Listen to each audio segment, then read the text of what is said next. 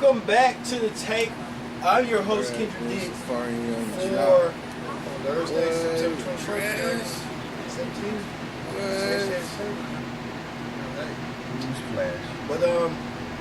But wait a minute. What?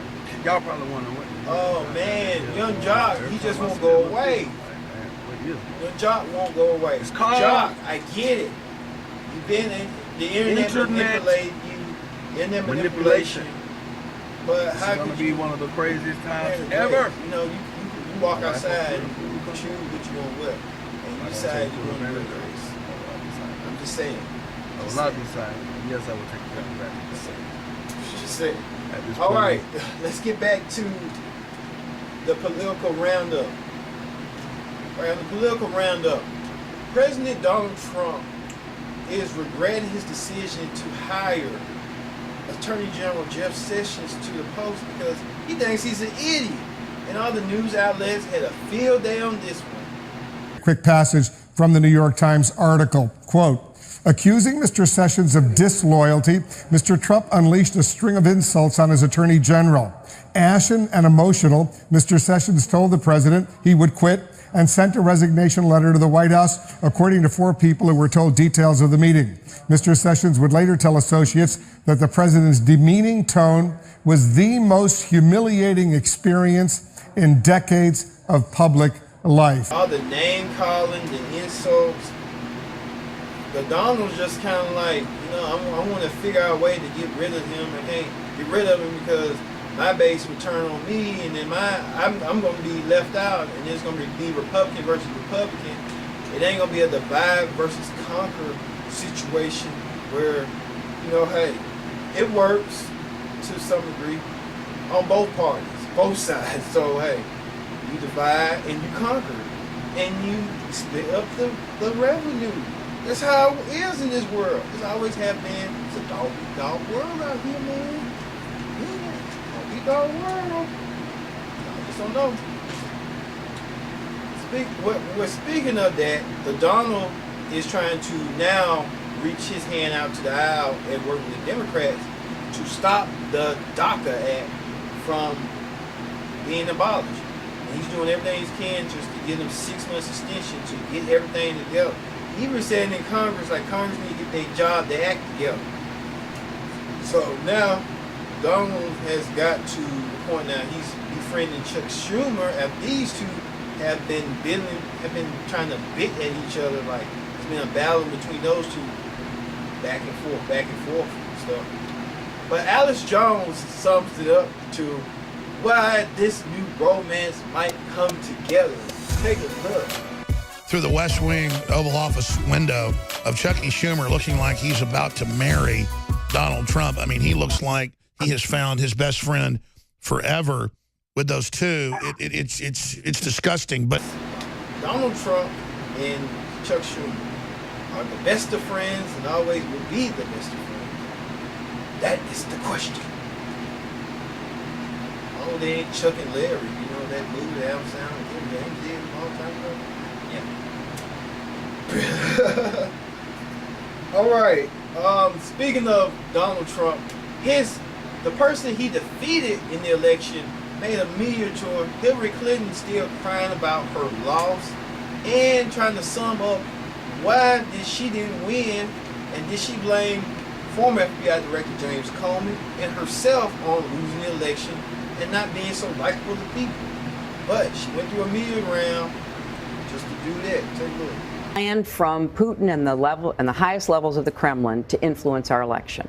We now know that it was everything from Facebook ads and phony people acting like Americans who were Russians. We know so much more than we did even when I turned the manuscript in. It is such an essential part of our country, our democracy. It has to take some hard look at how it covered what was the first reality TV candidate. And I understand how difficult that I think you said the media made an absurd circus out of the campaign. Right. Devastated. I write about that in the book. I was doing everything I could to try to occupy myself. I was cleaning all my closets. I was taking long walks in the woods. I was playing with my dogs. I was catching up on sleep. But obviously, my mind was just going like, what happened? Yeah. What happened? Hillary Clinton trying to promote the book, What Happened? It made me think. Dun dun dun dun. Whatever happened to?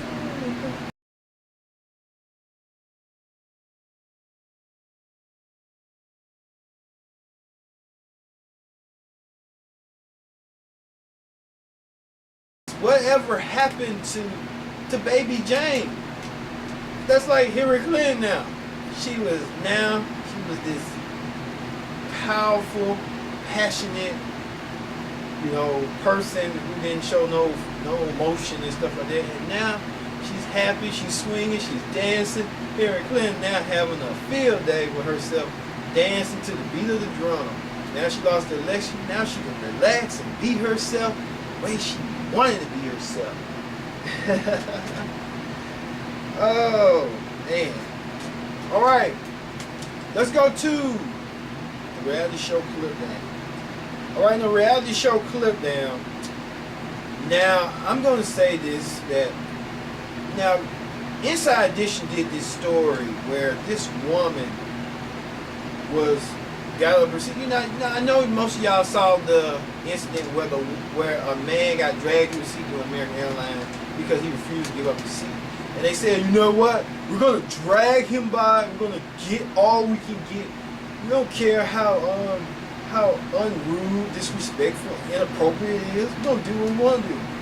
But this woman right here did the ultimate thing that I think everyone y'all at home would done, and I probably would have done. Take a look. This mom is telling Inside Edition how she negotiated a jaw-dropping deal on an overbooked Delta flight. It started out as this big auction on the plane. And I said to my husband, I said, if they get to $4,000, I'm pressing the button. Tracy Jarvis Smith was flying with her husband and 14-year-old son to the big game, the University of Georgia versus Notre Dame last weekend. Her Delta flight from Atlanta was overbooked with passionate football fans, and there was no way they'd give up their seats and miss the game for any price. The number started at 500, and there were no takers right away. Tracy knew she was in a good negotiating position. Ever since that notorious incident when a doctor was dragged off an overbooked United flight last April, the airlines have altered their policy. Atlanta sports reporter Zach Klein was also on board Tracy's flight and covered the bidding live on social media like a football game with these rapid-fire tweets. Delta offering $2,200. They bumped offer to $2,800. Now $3,000, now $4,000. Were you holding your breath as that number climbed? I honestly did not think they would get to that number. I laughed. I was like, there is no way they're going to get to 4,000. Whatever happened to So how Baby does Jane? Tracy plan to use She the could dance, $4,000 ticket she voucher could she sing, received from Delta? We're going to Hawaii for sure. Yes, this woman the American Airlines, the airline, whatever they are, offer her $4,000 for her seat.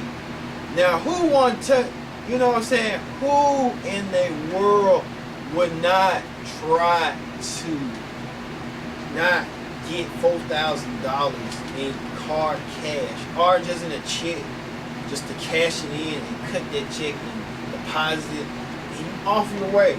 See, I think most bankers now these days, y'all bankers out there, you know who y'all be like, man, this a $4,000 check, you got to verify, you just had to look and see, like, well, let me see. Here's the deposit. It's clear. Woman got $4,000. Now, she got a lifespan for 1 month of expenses because she gave up her seat. So most of the time when you're at an airport and you think you want to, somebody offered me that, I would have been like, hey, $4,000, let's up the ante, let's up to $8,000. Hey, that would work for me. That would work for me. That would work. Stay tuned. Of the tape will be right back.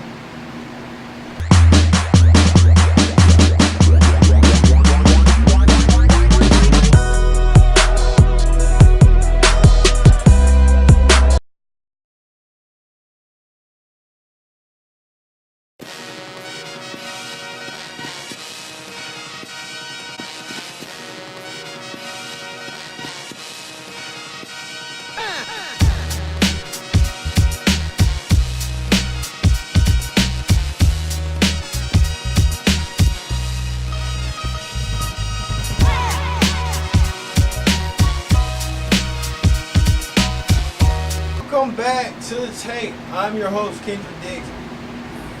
Hey, use the hashtag the tape. It's the leave a comment or whatever you want to do. Good or bad. Yeah. It's here. Alright, let's get to sports action. On sports action, on first tape, Kyrie Irving was asked the question that every basketball fan and enthusiast wants to ask. Why did you leave a successful team like the Cleveland Cavaliers, the number 2 team in the league, to go and do your own thing? Take a look at what he said. And then the next minute, you want out. What happened? I was just very patient in my approach. Understanding what the magnitude of the moment was. I wasn't going to allow anything else to get in the way of our team's success. So I was just very diligent, very professional in terms of this whole entire process. And the request came at a time where I felt it deemed right for me. As a 25-year-old evolving man, coming in to perfect my craft every single day, I just wanted to be in an environment where I felt like I could be taught every single day and have that demand from my coaching staff and have the demand from a franchise that would propel me to exceeding my potential. Kyrie Irving saying all the subliminal messages saying, hey, I really want to do my own thing and stuff like that, my own team. But Stephen A. Smith asked him that question over and over again, but Kyrie just had to give it in. Hey, really left because I want to start my own league, my own team. So Kyrie's in Boston with the Celtics. Let's see how far that goes. Let's move over to the Emmys. Now, the primetime Emmys was this week, and host Stephen Colbert couldn't help himself to make fun of President Donald Trump because of his tirade of not getting an Emmy. That if Donald Trump would have won an Emmy, speaking right now, he believes that the president would not have been president today. So let's get his rationale. Of course, what really matters to Donald Trump is ratings. You got to have the big numbers. And I certainly hope we achieve that tonight. Unfortunately, at this point, we have no way of knowing how big our audience is. I mean, is there anyone who could say how big the audience is? Sean, do you know?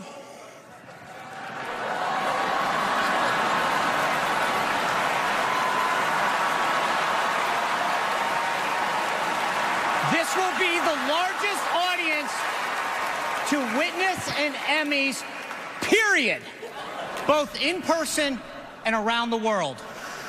Wow, that really soothes my fragile ego. I can understand why you'd want one of these guys around.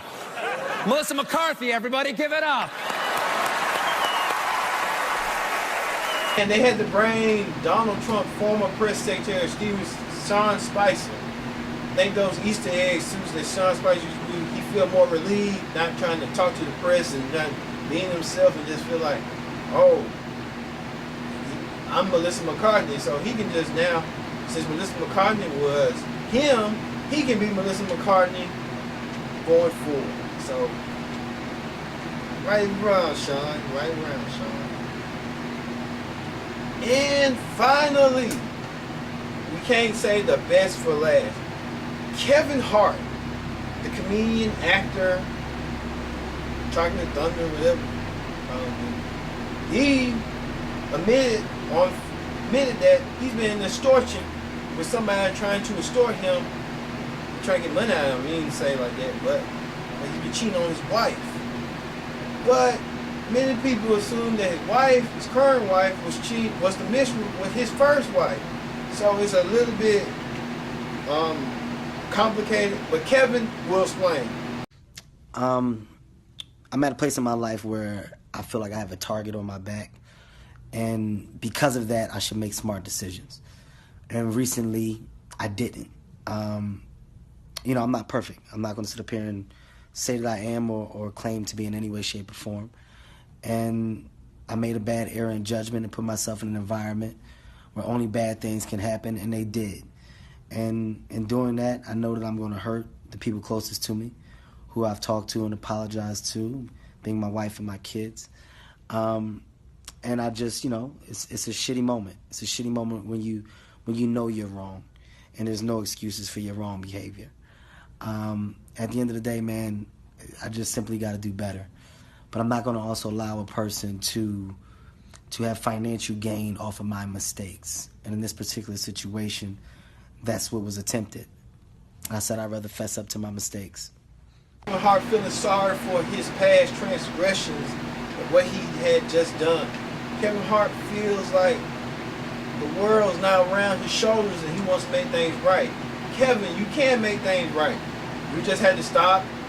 You got to do it. You got to do what we call secret cheating. You know, you got to do that so you can start cheating on the low. So nobody will know you got a low profile. So everybody will keep down the pace and the radio. You know, like, okay, wait a minute. Well, Kevin Hart. Kevin Hart, you can be an illusionist. Like, no, I'm not Kevin Hart. I'm a twin of Kevin Hart. You know, you got to start doing something like that. Secret cheating. Think of that. Think about it. Think about it, Kevin.